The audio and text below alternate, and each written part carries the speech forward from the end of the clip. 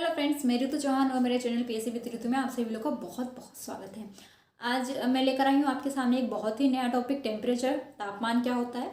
Video को पूरा topic को पूरा समझने के लिए वीडियो को आपको एंड तक देखना बहुत ज़्यादा ज़रूरी है।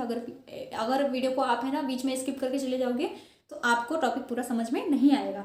तो चलते हैं हमारा टॉपिक के ऊपर। टॉपिक है हमारा तापमान। तो मैं बताने वाली हूँ इस वीडियो में आपको कि तापमान क्या होता है, उस किस चीज़ों पे तापमान किन कौन कौन से कारक है जो तापमान को नियंत्रित करते हैं, तापमान का वितरण किस तरीके से होता है और ताप कटिबंध क्या होते हैं। तो ये मैं पूरा आपको बताने वाली हूँ। अगर आप रेगुलर मेरे वीडियो को देखोगे तो आप बहुत सारी चीज़ें आपको रटने की ज़रूरत नहीं है, आपको यहीं पर याद हो जाएगी। तो जैसे तापमान मैंने आपको पहले बताया था, इसके पहले वाले वीडियो में मैंने आपको बताया था कि सूर्य ताप क्या होता है ना। तो दो चीज़ होती है, एक होता है सूर्य ताप, हाँ, और दूसरा होता है तापमान और तापमान। तो सूर्य ताप को हम बोलते हैं इंग्लिश में सोलर इंसोलेशन, हाँ, और ये टेम्परेचर हमको पता है। हाँ, तो सबको, बहुत सारे लोगों को ऐसा लगता है कि सूर्य ताप और तापमान एक ही चीज़ है ना, मतलब एक ही जैसा शब्द है, एक ही चीज़ है, और ये दोनों ही मतलब दोनों ही ताप को दर्शाते हैं, टेम्परेचर को दर्शाते हैं। लेकिन इनमें थोड़ा सा बहुत ही माइन्यूट सा डिफरेंस है जो समझना बहुत ज़्यादा ज़रूरी है। जैसे कि सूर्य ताप का मैंने आपको बताया था कि इंसोलेशन एक एब्रिविएशन है। हाँ, इंसोलेशन, इसका फुल फॉर्म क्या है? Incoming solar radiation. हाँ, इंसोलेशन मतलब इनकमिंग सोलर रेडिएशन, मतलब सूर्य से जो किरणें आ रही हैं वो सूर्य ताप होता है। इसके हिंदी में भी हम इसके नाम से समझ में आता है कि सूर्य ताप मतलब सूर्य से जो किरणें आ रही हैं वो है सूर्य ताप। और तापमान अलग चीज़ है। जैसे सूर्य ताप तो ये हो गया कि सूर्य से जो किरणें पृथ्वी पर आ रही हैं। अब जैसे सूर्य से कोई किरणें पृथ्वी पर आ रही हैं तो मैंने आपको बताया था, तो कैसे आती हैं? वो लघु तरंगों के रूप में आती हैं और कुछ गति होती है इसकी। वो गति क्या होती है, चलिए बताइए। आपने इससे पहले वाला वीडियो अगर मेरा देखा होगा तो आपको पता होगा कि सोलर रेडिएशन जो होती हैं, मतलब जो भी किरणें हैं, सूर्य की किरणें हैं, किस गति से पृथ्वी पर आती है। जल्दी से आप बताइए, वीडियो को पॉज करिए और बताइए, इसका लिखिए आंसर कि किस गति से आती है ना। इसके बाद मैं आपको आंसर बताने वाली हूँ, मैच करिएगा कि आपका आंसर कितना सही है। तो सूर्य ताप जो है पृथ्वी पर आता है सूर्य से, वो लघु तरंगों के रूप में आता है ना। मैंने बताया था आपको कि लघु तरंगों के मतलब शॉर्ट वेव के रूप में आती है। और वो किस गति से आती है? वो आती है प्रकाश की गति से।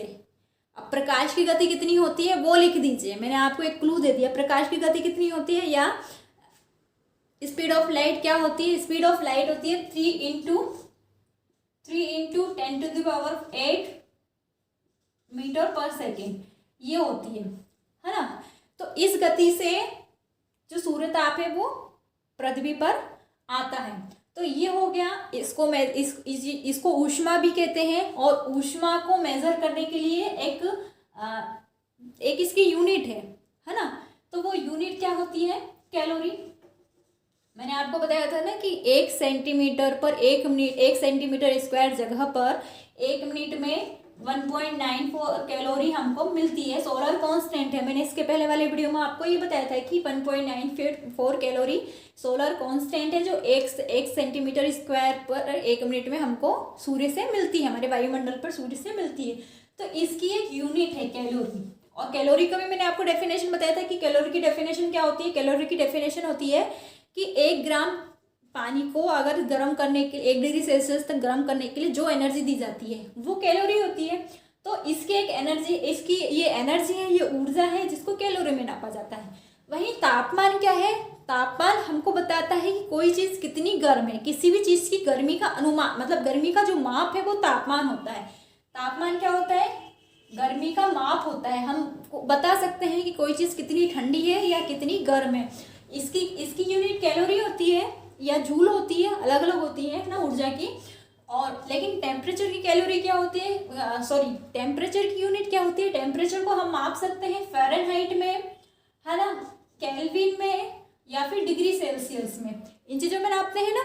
हाँ, जैसे कि हमारी बॉडी का टेम्परेचर कितना है, बताइए, जल्दी से बताइए, बॉडी का टेम्परेचर कितना होता है? उसको हम फ़ारेनहाइट में भी लिखते हैं 98 पॉइंट, आगे बताइए, 98 पॉइंट समथिंग फ़ारेनहाइट हमारा है 90, हाँ।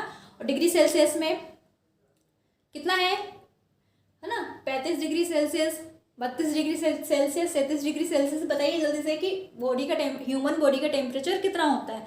तो कि कोई भी चीज़ कितनी गर्म है या कितनी ठंडी है, हम ये बताते हैं तापमान से। मतलब तापमान होता है किसी भी चीज़ की गर्मी का अनुमान लगाया जा सकता है कि कोई चीज़ कितनी गर्म है या कितनी ठंडी है, वो तापमान होता है।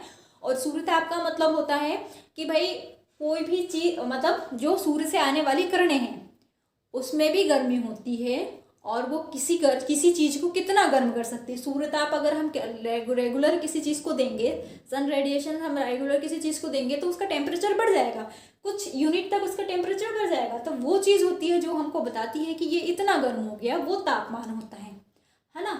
ये बताता है कि कोई चीज़ कितनी गर्म है या कितनी ठंडी है, ये तापमान होता है। और सूर्य ताप होता है, जो सूर्य से आने वाली किरणें हैं, वो सूर्य ताप होता है। समझ में आ गया आपको बहुत अच्छे से कि सूर्य ताप क्या होता है और तापमान क्या होता है। तापमान वो होता है, हमें बताता है कि कोई चीज़ कितनी गर्म है। अब जैसे कि है ना, किसी का टेम्परेचर 50 डिग्री सेल्सियस हो गया, हमने मान लिया पानी को उबाला और उसका 50 डिग्री सेल्सियस तक ये गर्म हो गया, और पानी को हम 100 डिग्री सेल्सियस तक उबालते हैं, तो वो क्या होता है, उसका बॉइलिंग पॉइंट कितना है, 100 डिग्री सेल्सियस है ना। और अगर हम उसको पानी को जमा देते हैं तो 0 डिग्री सेल्सियस पे ये जम जा रहा है। मतलब 0 डिग्री सेल्सियस पे तो नहीं जमता पानी जमता है 4 डिग्री सेल्सियस पे जमता है ना। तो ये जो इसका न्यूनतम टेम्परेचर हो गया, मतलब ये बताता है कि ये चीज़ कितनी ठंडी है। अगर हम बोलेंगे कि किसी जगह का तापमान 0 डिग्री सेल्सियस है, तो हमारे दिमाग में एकदम से आएगा 0 डिग्री सेल्सियस मतलब वहाँ पर तो बर्फ जम रही है, बहुत ज़्यादा टेम्परेचर उसका कम है, डाउन है। और अगर कहीं पे हमने बोला है कि भैया कहीं पर इस बार तो बहुत ज़्यादा लू चली और 60, अभी तक तो नहीं हुआ 60 डिग्री सेल्सियस, लेकिन हाँ 55 डिग्री सेल्सियस 56 डिग्री सेल्सियस तक अर्थ पर टेम्परेचर गया है, तो दिमाग में क्या आता है, 56 डिग्री सेल्सियस मतलब जला देने वाली, अगर बाहर निकलोगे तो जल जाओगे, इतना टेम्परेचर है। तो मतलब ये जो डिग्री, ये जो यूनिट है, ये हमको बताती है कि कोई चीज़ कितनी गर्म है या कितनी ठंडी है। तापमान का मतलब होता है कि कोई चीज़ कितनी गर्म है या कितनी ठंडी है, ये बताती है। तो आपको अच्छे से समझ में आ गया कि तापमान और सूर्यताप दो अलग अलग चीज़ें हैं, है ना। सूर्यताप होता है इंसोलेशन, मतलब इनकमिंग सोलर रेडिएशन, मतलब सूर्य से जो तापमान आ रहा है, सूर्य से जो रेडिएशन आ रही है वो ताप हो गया, सूर्यताप हो गया। और टेम्परेचर क्या हो गया, टेम्परेचर का मतलब हो गया कि वह टेम्परेचर मतलब हो गया कि वह मान जो बताता है कि किसी चीज़ का, किसी वस्तु का, किसी स्थान का, हाँ किसी का भी टेम्परेचर कितना है, ज़्यादा है या कम है। वस्तु में, ह्यूमन बॉडी भी वस्तु में ही आ जाती है, ज़्यादा है या कम है वो बताना, वो मान बताना टेम्परेचर है, तापमान होता है। और उसकी यूनिट होती है फ़ारेनहाइट, केल्विन, डिग्री सेल्सियस, है ना, सेल्सियस, सेंटीग्रेड, ये इसकी यूनिट होती है। अब नेक्स्ट हमको बताना है कि तापमान को नियंत्रित करने वाले कौन कौन से कारक होते हैं। तो मैंने आपको बताया था कि जैसे सूर्यताप होता है, सूर्यताप को नियंत्रित करने वाले कौन कौन से कारक है, कहाँ पर सूर्यताप ज़्यादा पड़ता है, कहाँ पर सूर्यताप कम पड़ता है। इसके पहले वाले वीडियो मैंने आपको बहुत अच्छे से सूर्यताप, आधे घंटे का एक पूरा लेक्चर है, बहुत अच्छे से मैंने आपको समझाया है, जाकर आप उस मेरी वीडियो को देखिए। नहीं तो इस वीडियो के लिंक में वो उसका इस वीडियो के डिस्क्रिप्शन में मैं उस वीडियो का लिंक प्रोवाइड आपको करवा दूंगी, या फिर मेरे चैनल का नाम है PSC विद ऋतु, आप जाकर सर्च करिए और वहाँ पर मेरे चैनल को सब्सक्राइब कीजिए, ताकि कोई भी वीडियो अगर मैं बनाती हूँ तो आपको नोटिफिकेशन के साथ तुरंत ही वहाँ पर मिल जाए। तो आप मेरे चैनल को भी सब्सक्राइब कर दीजिए ताकि मैं भी मोटिवेटेड रहूं, और मेरे वीडियो को देखिए ताकि आपको सारा कुछ बहुत अच्छे से समझ में आ जाए, है ना। तो अब मैं बताने वाली हूँ आपको कि कौन कौन से कारक है नियंत्रित करते हैं, किस चीज़ को नियंत्रित करते हैं, तापमान। हम पढ़ रहे हैं इसमें तापमान के बारे में। तापमान क्या होता है, जो बताता है कि किसी वस्तु का ताप, मतलब कोई वस्तु कितनी गर्म है या कोई वस्तु कितनी ठंडी है, तो ये तापमान हो गया। तो नियंत्रित करने वाले कारक में सबसे पहले आती है कि भूमध्य रेखा से दूरी। तो आपको सबसे पहले ये पता होना चाहिए कि भूमध्य रेखा क्या होती है। देखो मैं यहाँ पर एक अर्थ बना लेती हूँ अपने, ये अर्थ हो गया, है ना। भूगोल में अर्थ ऐसे ही बनाया जाता है, गोले से बनाया जाता है, बहुत सारी इमेजिनरी लाइन्स होती हैं, है ना। तो एक इमेजिनरी लाइन है हमारी भूमध्य रेखा, जिसको भूमध्य रेखा बोलते हैं। 0 डिग्री अक्षांश भी जिसको बोलते हैं, जिसको विषुवत रेखा भी इसी को बोलते हैं, है ना। और प्राइम मेरिडियन भी इसी बोलते हैं, इंग्लिश में इसी को बोलते हैं। ये रेखा होती है जो हमारे अर्थ को, हमारी पृथ्वी को डिवाइड करती है, दो भागों में, दो बराबर भागों में डिवाइड करती है। इसका उत्तर का उत्तरी गोलार्ध हो जाता है और इसके दक्षिण का दक्षिणी गोलार्ध हो जाता है ना। तो इसके ये इसके ऊपर उच्च अक्षांश है ना। उच्च अक्षांश में हो गया जैसे कि इसके ऊपर है ना 23.5 डिग्री अक्षांश को क्या बोलते हैं, 23.5 डिग्री अक्षांश हो गया कर्क रेखा जिसे बोलते हैं, है ना। ट्रॉपिक ऑफ कैंसर जिसे बोलते हैं। दक्षिण में जो 23.5 डिग्री दक्षिण अक्षांश है जो, उसको क्या बोलते हैं, मकर रेखा, है ना। ट्रॉपिक ऑफ कैप्रिकॉर्न जिसे बोलते हैं इस, और कर्क रेखा के उत्तर में क्या हो 66.5 डिग्री अक्षांश होता है। डिग्री अक्षांश है 66.5 डिग्री अक्षांश को क्या बोलते हैं, आर्कटिक सर्कल बोलते हैं। इंग्लिश में इसको आर्कटिक सर्कल बोलते हैं और हिंदी में इसको क्या बोलते हैं, जल्दी से बताइए। 66.5 डिग्री अक्षांश को हिंदी में क्या बोलते हैं, उत्तरी ध्रुव व्रत बोलते हैं, है ना। और इसी तरीके से जो दक्षिणी अक्षांश 66.5 दक्षिणी अक्षांश है उसको दक्षिणी ध्रुव व्रत बोलते हैं, हाँ। और पोल होता है 90 डिग्री का, 90 डिग्री 90 अक्षांश पे पोल होते हैं, इसको उत्तरी पोल बोलते हैं। यहाँ पर नॉर्थ पोल बोलते हैं या उत्तरी ध्रुव बोलते हैं, इसको दक्षिणी ध्रुव बोलते हैं, या अर्थ का साउथ पोल होता है। तो किसके रिस्पेक्ट में है, ये भूमध्य रेखा के रिस्पेक्ट में है, हाँ। तो भूमध्य रेखा ऐसी लाइन होती है जो जिसका अक्षांश क्या है 0 डिग्री अक्षांश है और जो हमारे पृथ्वी को 2 भागों में बराबर भागों में बांटती है। उत्तरी गोलार्ध इसके उत्तर में, इसके दक्षिण में दक्षिणी गोलार्ध है। तो मैंने आपको बताया था कि सूर्य सबसे ज्यादा ये जो भूमध्य रेखा है इस पर लांबिक पड़ता है।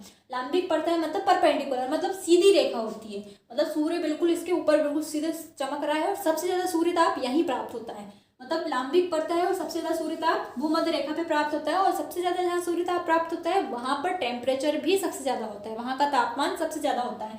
तो सबसे ज्यादा तापमान यहाँ होता है, भूमध्य रेखा पर सबसे ज्यादा तापमान होता है। और जैसे जैसे हम इसके मतलब ऊपर चले जाते हैं या इसके नीचे जाते हैं, है ना, इसके ऊपर मतलब उत्तरी अक्षांश में इसके ऊपर जा रहे हैं और उत्तरी गोलार्ध में इसके ऊपर जा रहे हैं, दक्षिण गोलार्ध में हम इसके नीचे जा रहे हैं। तो जैसे जैसे हम इससे दूर जाते हैं वैसे वैसे क्या होती है, सूर्य की किरणें तिरछी पड़ती है और वहां पर सूर्य ताप कम प्राप्त होता है। तो जहाँ तिरछी किरणें पड़ रही है वहां सूर्य ताप कम प्राप्त हो रहा है, और जहाँ सूर्य ताप कम प्राप्त हो रहा है वहां पर तापमान कैसा होता है, कम होता है। हमेशा जहाँ सूर्य ताप ज्यादा पड़ता है वहां तापमान ज्यादा होता है, और जहाँ सूर्य ताप कम होता है वहां पर तापमान कम होता है। इसीलिए बहुत सारे लोग सूर्य ताप और तापमान को एक ही समझ लेते हैं, लेकिन डिफरेंस है, मैंने आपको बता दिया इसमें डिफरेंस क्या होता है।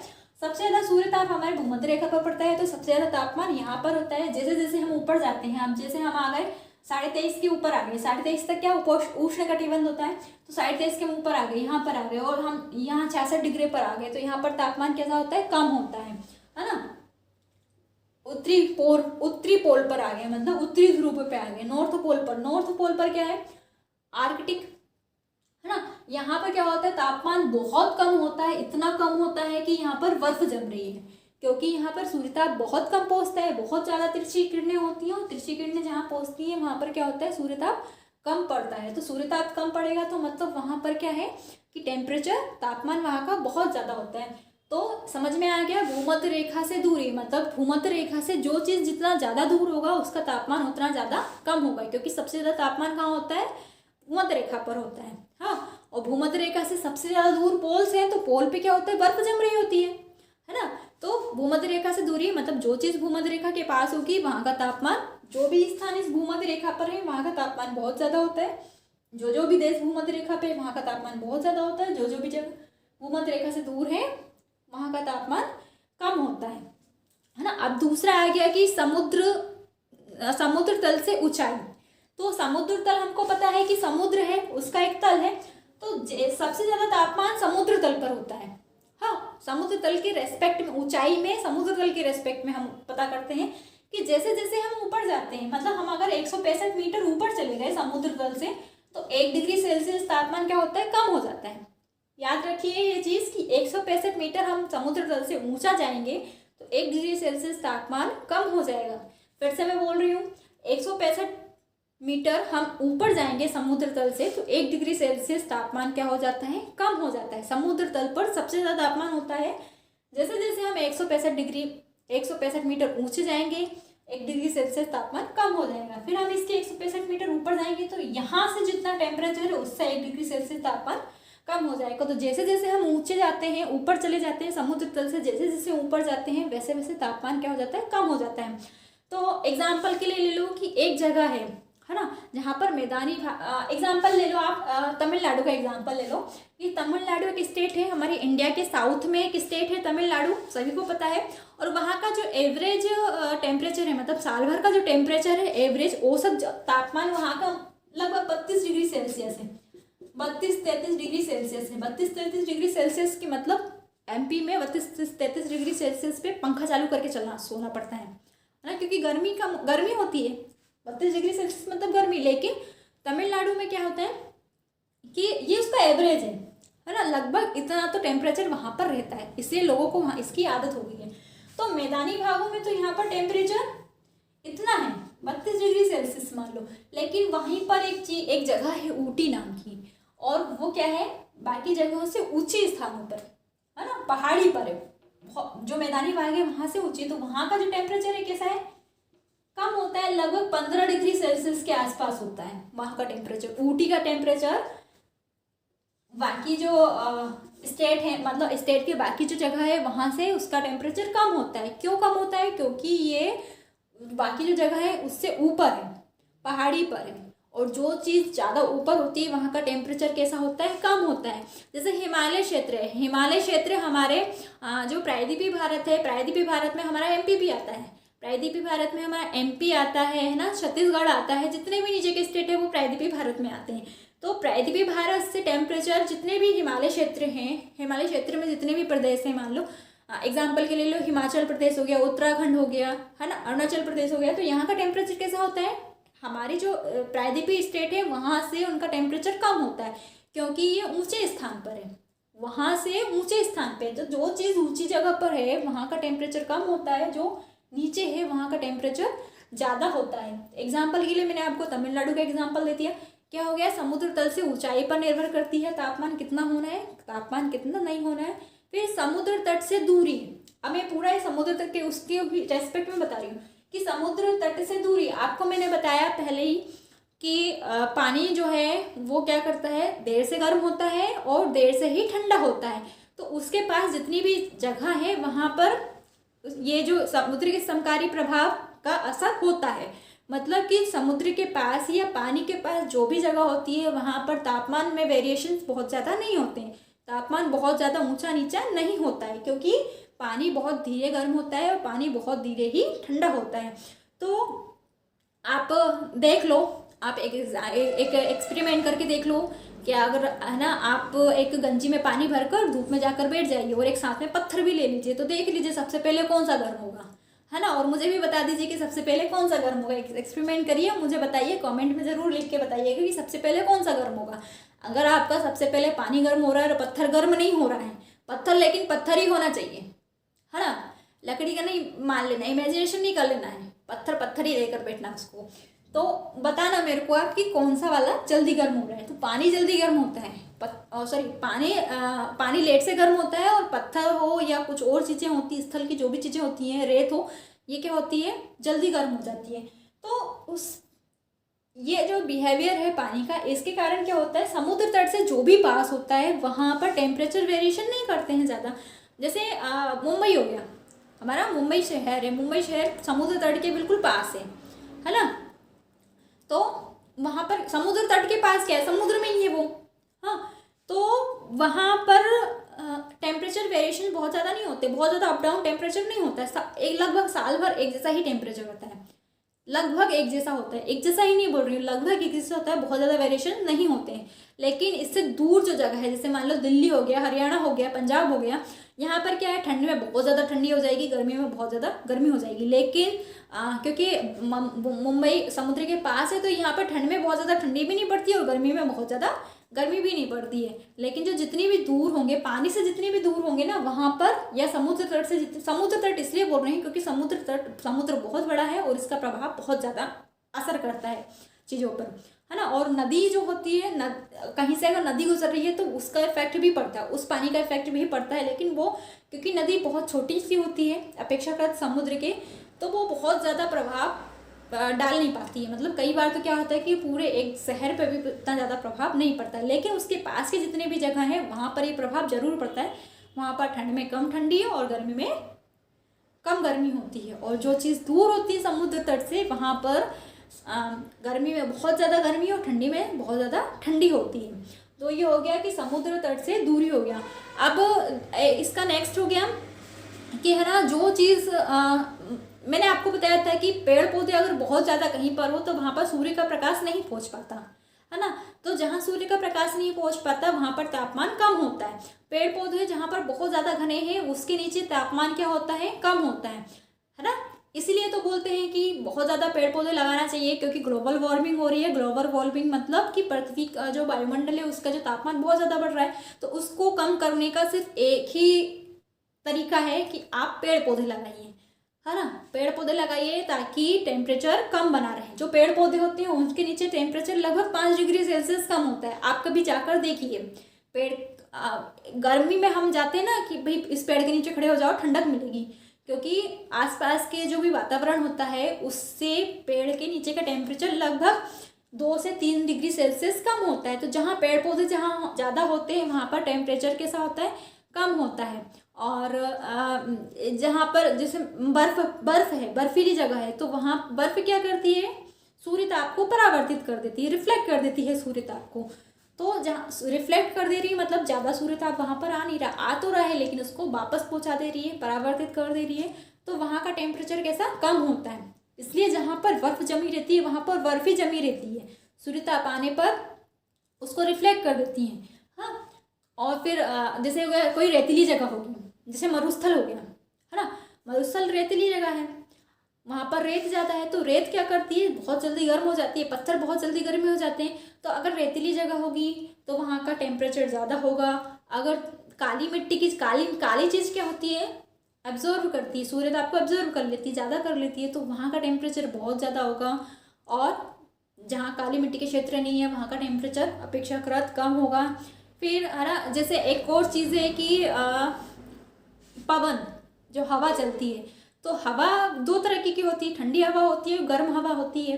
तो जहाँ गर्म हवा चलेगी वहाँ पर टेम्परेचर क्या हो जाएगा, ज़्यादा हो जाएगा। जैसे एग्जाम्पल के लिए ले लो आप कि हमारा जो उत्तर पश्चिम भारत का जो उत्तर पश्चिम क्षेत्र है, उत्तर पश्चिम क्षेत्र मतलब राजस्थान की जो जगह है, वहाँ पर क्या होता है, गर्मी के दिनों में बहुत ज़्यादा तेज बहुत गर्म हवा चलती है, और उस गर्म हवा को क्या बोलते हैं, हम लू बोलते हैं, है ना। और वो लू क्या होती है, भारत में भी चलती है, पाकिस्तान में भी चलती है। तो ये क्या करती है, वहाँ के जो क्षेत्र है उसका टेम्परेचर बहुत ज़्यादा बढ़ जाती है ना। बोलते हैं ना कि लू चल रही है बाहर मत जाओ, नहीं तो बहुत ज़्यादा परेशानी हो जाएगी, झुलस जाओगे, क्योंकि टेम्परेचर बहुत ज़्यादा गर्म हवा है। और जहाँ जहाँ गर्म हवा पहुँचती है वहाँ का टेम्परेचर बहुत ज़्यादा गर्म कर देती है, और जहाँ जहाँ ठंडी हवा पहुँचती है वहाँ पर टेम्परेचर कैसा करती है, बहुत ज़्यादा उसका ठंडा कर देती है ना। अब जैसे एक और एग्जाम्पल ले लो, जेट स्ट्रीम। जेट स्ट्रीम क्या है, जेट स्ट्रीम हम इंडिया में जेट स्ट्रीम आती है ना, कहाँ से आती है, इंडिया के पश्चिम से आती है, इराक ईरान से आ रही है, और वो कहाँ जा रही है, हमारे इंडिया में आ रही है। और इंडिया में कहाँ से कहाँ ये इंटर कर रही है, इंटर होके हमारे जो उत्तरी क्षेत्र जितने भी हैं, जैसे यूपी वगैरह हो गया है ना, उत्तराखंड वगैरह, यहाँ पर एंटर करी है। तो यहाँ के वातावरण को, वो जलवायु को क्या वो चेंज कर देती है। पानी बरसात होती है, या बर्फ़ गिर रही है, या हिमपात हो रही है, या ओले गिर रहे हैं, तो ये हवा के प्रभाव होते हैं। मतलब जहाँ गर्म हवा जाती है वहाँ के क्षेत्र वातावरण को गर्म कर देती है, जहाँ ठंडी हवा जाती है वहाँ के वातावरण को कैसे कर देती है, ठंडी कर देती है। अब एक और होता है जलधारा। जलधारा मतलब कि समुद्र में आप, जलधारा मतलब जल की धारा। तो जैसे समुद्र बहुत बड़ा होता है तो पूरा की पूरा पानी इधर से उधर नहीं होता है, वहाँ क्या होता है, थोड़ा थोड़ा जो एक स्ट्रीम होती है करंट के रूप में, मतलब जैसे कि ये हो गया है ना, ये गर्म धारा होगी। तो धारा भी 2 तरह की होती है, जैसे पवने होती है, गर्म पवने और ठंडी पवने। तो वैसे ही धारा भी होती है, ठंडी धारा होती है समुद्र धारा, और गर्म समुद्र धारा होती है। तो जो गर्म समुद्र धारा होती है वो गर्म प्रदेशों से चलती है, जहाँ का टेम्परेचर ज़्यादा होता है। तो गर्म प्रदेश कौन से होते हैं, जैसे भूमध्य रेखा हो गया, ये गर्म जगह हो गई। 32 डिग्री सेल्सियस पे भी टेम्परेचर अपेक्षाकृत ज़्यादा ही होता है। तो ये जो वाला भाग है ना, यहाँ पर टेम्परेचर ज़्यादा होता है। तो यहाँ से क्या होती है, गर्म जलधारा बहती है। यहाँ पर जितने भी समुद्र हैं यहाँ से क्या होती है, गर्म जलधारा बहती है, और वो ऊपर की तरफ जाती है ना। तो जब ये जहाँ जहाँ गर्म जलधारा बहेगी वहाँ वहाँ के टेम्परेचर को कैसा कर देती है, वो गर्म कर देती है, वहाँ के तापमान को वो गर्म कर देती है। और ठंडी जलधारा होती है, ठंडी जलधारा क्या होती है, उत्तरी जो जहाँ जो ठंडे प्रदेश हैं, मतलब कि जैसे 90 डिग्री सेल्सियस पोल जो है ठंडा है, 66.5 डिग्री आर्कटिक सर्कल जो है वो ठंडा है। तो यहाँ के जो समुद्र है वहाँ से जो भी जलधारा बहेगी वो कैसी होगी, ठंडी होगी। तो ये जहाँ जहाँ पहुँचेगी ना वहाँ वहाँ के वातावरण को कैसा कर देती है, ठंडा कर देती है। तो जब ठंडी समुद्री जलधारा जब गर्म प्रदेशों में पहुँचती है तो गर्म प्रदेशों के तापमान को कम कर देती है ना। और जब गर्म जलधारा गर्म प्रदेशों से ठंडे प्रदेशों में पहुँचती है तो वो क्या करती है, वहाँ के तापमान को ज़्यादा कर देती है, वहाँ के तापमान को ऊंचा कर देती है। तो ये हो गया, ये मैंने आपको बता दिया कि किस किस वजह से तापमान ऊंचा हो सकता है या किस किस वजह से तापमान नीचा हो सकता है। तो मतलब कौन कौन सी चीज़ें हैं जो तापमान को नियंत्रित कर देती हैं, कौन कौन सी चीज़ें हो गई जो तापमान को नियंत्रित कर देती हैं। सबसे पहले मैंने बताया कि भूमध्य रेखा से दूरी हो गया है ना, समुद्र तल से ऊंचाई हो गया, समुद्र तट से दूरी हो गया, और मैंने आपको बता दिया कि अगर पेड़ पौधे हैं तो उसका क्या प्रभाव पड़ता है ना, मिट्टी का क्या प्रभाव पड़ेगा, धूल रेत पत्थर पानी का क्या प्रभाव पड़ेगा, मैंने बता दिया आपको। और एक ढाल, मतलब जो सूर्य, अगर ये जैसे ना ये पहाड़ है और सूरज के बिल्कुल सामने है तो सूर्य ताप इसमें ज़्यादा पड़ रहा है, तो जो चीज़ सूर्य के बिल्कुल सामने आएगी वहाँ का टेम्परेचर ज़्यादा होता है। जो सूर्य के पीछे आती है, मतलब जो विमुख होती है ढाल जिसका दूसरी तरफ होता है, वो वहाँ पर क्या होती है चीज़ें, तापमान उनका क्या होता है, अपेक्षाकृत ठंडा होता है ना। तो ये चीज़ नियंत्रित करने वाले ये हो गए कारक हो गए। अब एक और चीज़ मैं आपको बता रही हूँ कि जैसे दो जगह हो गई, एक ये जगह हो गई और एक ये जगह हो गई, यहाँ पर 32 डिग्री सेल्सियस तापमान हो गया और यहाँ का भी 32 डिग्री सेल्सियस तापमान है, कोई दो जगह है। तो इन दो समान तापमान को दर्शाने वाली एक इमेजिनरी लाइन होती है जिसको समताप रेखा कहते हैं, है ना। आइसोथर्म मतलब कि समताप रेखा इमेजिनरी लाइन है जो बताती है कि कोई भी दो जगह का तापमान एक ही जैसा है। आइसोथर्म समताप रेखा मतलब कि समान, आइसो मतलब सम, थर्म मतलब तापमान। तो दो जगह का जो तापमान एक ही जैसा होता है उसको दर्शाने के लिए एक लाइन होती है जिसको बोलते हैं हम आइसोथर्म लाइन बोलते हैं या समताप रेखा होती है। तो ये समताप रेखा का क्या होता है कि जहाँ जहाँ एक जैसे तापमान होते हैं वहाँ पर वो बिल्कुल सीधी होती है, और जहाँ तापमान ऊपर नीचे होते हैं वहाँ पर कैसी हो जाती है, वो तापमान मतलब वो कैसी हो जाती है, वो मुड़ जाती है। तो मान लो कि है ना, जैसे ये भूमध्य रेखा मैंने बना दी है ना, 0 डिग्री अक्षांश हो गया। तो इसके उत्तर में जितने भी हैं हमको पता है कि उत्तरी गोलार्ध में स्थल भाग ज़्यादा है ना। जैसे ये यूरोप हो गया, उसी के नीचे एशिया हो गया, यहाँ पर ये उत्तरी अमेरिका हो गया, और ये थोड़ा सा दक्षिण अमेरिका नीचे भी है, ऑस्ट्रेलिया नीचे के साइड है, अफ्रीका थोड़ा नीचे के साइड है। तो मैंने एक बनाया है, अच्छा नहीं बना है, लेकिन एक समझाने के तौर से आपको मैं बता रही हूँ कि जैसे उत्तरी गोलार्ध है वहाँ पर क्या होता है, वहाँ पर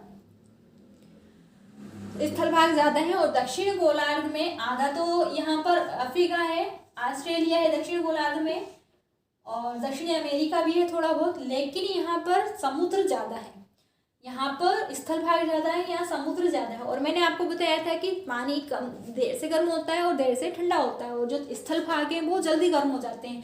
तो मान लो यहाँ पर है ना सूर्य चमक रहा है एक टाइम पे और यहाँ पर 32 डिग्री सेल्सियस तापमान हो गया है यहाँ पर स्थल का, और वहीं पे पानी का 20 डिग्री सेल्सियस तापमान है। तो जो समताप रेखा है ना, मैंने बोला कि दो समान जगह के तापमान अगर एक जैसे होते तो समताप रेखा उसकी क्या होती है, उसको समताप रेखा मिलाती है। तो लेकिन यहाँ पर क्या हो रहा है कि टेम्परेचर यहाँ पर 32 है, तो यहाँ पर भी 32 है, तो यहाँ से यहाँ तक ये स्थल भाग में एक स्ट्रेट लाइन बनाएगी। लेकिन जैसे ही टेम्परेचर नीचे हो गया ना, तो ये यहाँ ऐसे चली जाएगी, फिर यहाँ से यहाँ तक है ना, और फिर जैसे ही यहाँ से वो स्थल भाग में आएगी तो ऊंचा हो जाएगा, है ना, तट पे एकदम से ये ऊंची चली जाएगी तट पर। तो और यहाँ पर ये स्थल भाग है, तो जैसे जैसे पानी और स्थल भाग जहाँ ज़्यादा होंगे तो वहाँ पर ये रेखा कैसी होती है, ऊपर नीचे होती रहती है ना, ये मोड़ आते रहते हैं, जैसे ही तट पे जाती है इसमें मोड़ आ जाते हैं। समुद्र तल से स्थल भाग से समुद्र में जाएगी तो ये नीचे हो जाएगी, मुड़ जाएगी नीचे की तरफ, क्योंकि पानी का टेम्परेचर कम होता है। फिर यहाँ से लगभग समान रहेगी, और यहाँ पर भी ना लवड़ावड़ के कारण, कैसी बहुत सारी चीज़ों के कारण समुद्र में भी कहीं कहीं वेरिएशन होते रहते हैं, लेकिन बहुत ज़्यादा नहीं होते हैं।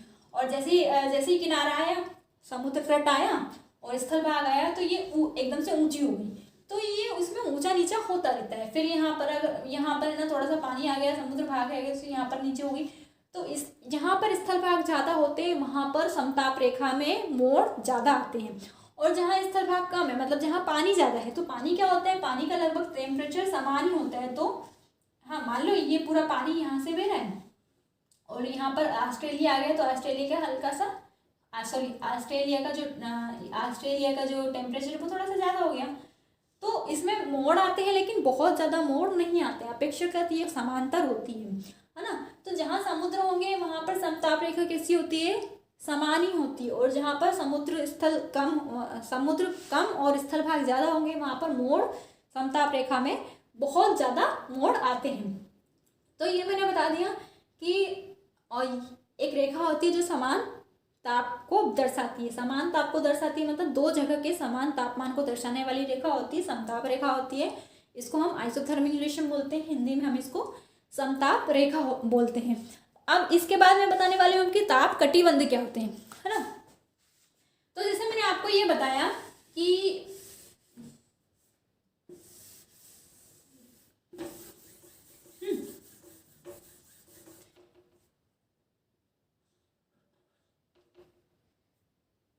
ताप कटिबंध मतलब इसको बोलते हैं कि जैसे मैं ये बता रही हूँ मैं आपको, ये भूमध्य रेखा होगी, है ना। भूमध्य रेखा, इसको मैं फिर से ही बना देती हूँ, ये हमारा अर्थ हो गया। ये भूमध्य रेखा होगी, भूमध्य रेखा बिल्कुल बीच में होती, मिडिल में होती, जीरो अक्षांश रेखा होती है, इसको हम भूमध्य रेखा भी बोलते हैं, और इसको हम प्राइम मेरिडियन भी बोलते हैं। विषुवत रेखा भी यही होती है, ये 0 डिग्री अक्षांश, जीरो अक्षांश होती है, जो पृथ्वी को दो बराबर भागों में बांटती है। तो इसके उत्तर में और इसके दक्षिण में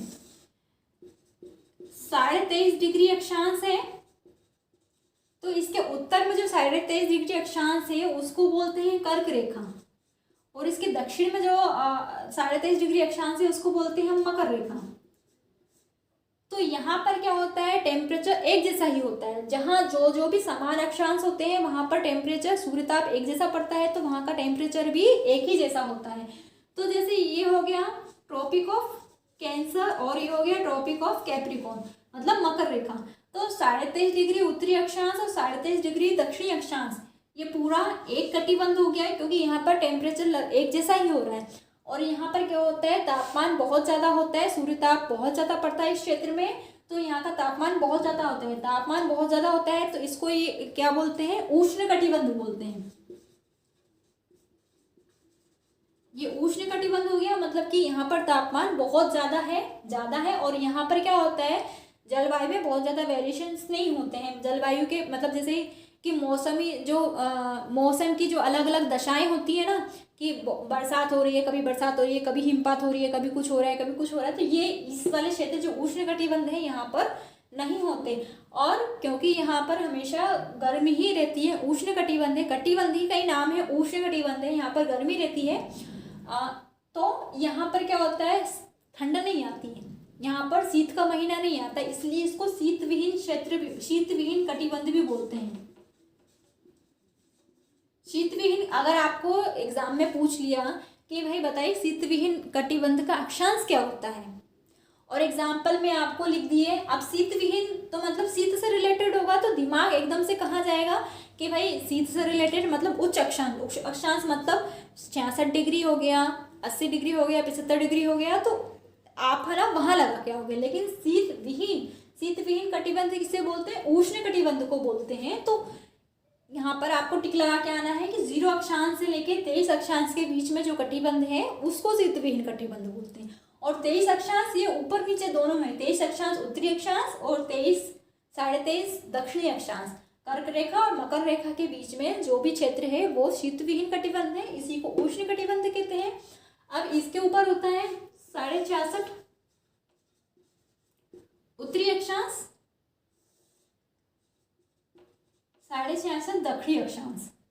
तो 66.5 उत्तरी अक्षांश को क्या बोलते हैं? उत्तरी व्रत बोलते हैं, है ना। आर्कटिक सर्कल इसको बोलेंगे, और इसको अंटार्कटिक सर्कल बोलेंगे, या दक्षिणी ध्रुव बोलते हैं, दक्षिणी व्रत बोलते हैं ना, दक्षिणी ध्रुव व्रत इसको बोलते हैं। तो दोनों ही गोलार्ध में 23.5 डिग्री अक्षांश से 66.5 डिग्री अक्षांश का जो क्षेत्र होता है, यहाँ पर ये वाला और यहाँ पर ये वाला, यहाँ से लेके ये वाला जो क्षेत्र है ना, ये वाला, ये हो गया शीतोष्ण कटिबंध इसको बोलेंगे।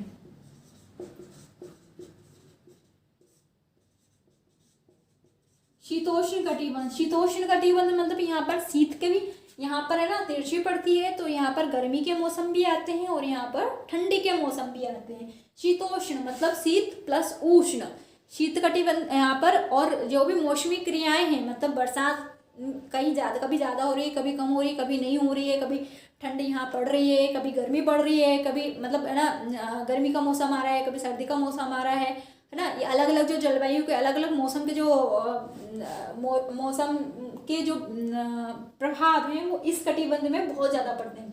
शीतोष्ण कटिबंध में ये बहुत ज़्यादा पड़ते हैं। और उसके बाद आता है यहाँ पर अपना 90 डिग्री अक्षांश है, और यहाँ पर भी 90 डिग्री अक्षांश है। मतलब ये पोल हो गया, ये नॉर्थ पोल हो गया, ये साउथ पोल हो गया, उत्तरी ध्रुव हो गया, ये दक्षिणी ध्रुव हो गया। तो उत्तरी ध्रुव और दक्षिणी ध्रुव मतलब 66.5 उत्तरी ध्रुव से लेके उत्तरी ध्रुव तक, नॉर्थ पोल तक, ये वाला जितना भी क्षेत्र है, ये वाला जितना भी क्षेत्र है नीचे उत्तर और दक्षिण में, ये कैसा है? इसको बोलते हैं ध्रुवीय क्षेत्र, मतलब फ्रीज जोन बोलते हैं, ध्रुवीय कटिबंध बोलते हैं।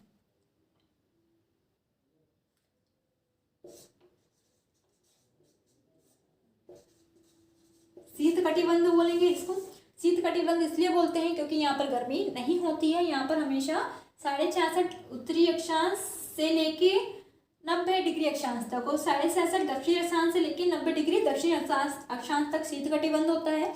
और शीत कटिबंध इसलिए बोलते हैं क्योंकि यहाँ पर शीत ही होती है, यहाँ पर ठंड ही होती है, टेम्परेचर हमेशा कम रहता है, कई बार पोल पे तो हिमांक से भी कम रहता है, बर्फ जमी रहती है, और यहाँ पर गर्मी नहीं होती है, इसलिए इसको शीत कटिबंध बोलते हैं। मतलब ये उष्ण विहीन कटिबंध भी इसको बोलते हैं, यहाँ पर गर्मी नहीं होती है।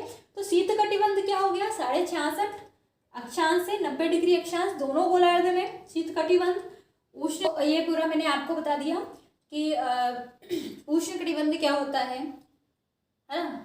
शीतोष्ण कटिबंध क्या होता है, शीत कटिबंध क्या होता है, उष्ण कटिबंध मतलब जो भूमध्य रेखा से 23.5 उत्तरी अक्षांश दक्षिणी अक्षांश, मतलब कर्क रेखा और मकर रेखा के बीच का जितना भी क्षेत्र है उसको उष्ण कटिबंध कहते हैं। उष्ण कटिबंध इसलिए कहते हैं क्योंकि ये यहाँ पर उष्ण ताप में ये सूर्य की किरणें बिल्कुल लांबिक पड़ती हैं, और यहाँ पर तापमान बहुत ज़्यादा, सूर्यताप बहुत ज़्यादा तेज होता है और तापमान बहुत ज़्यादा होता है।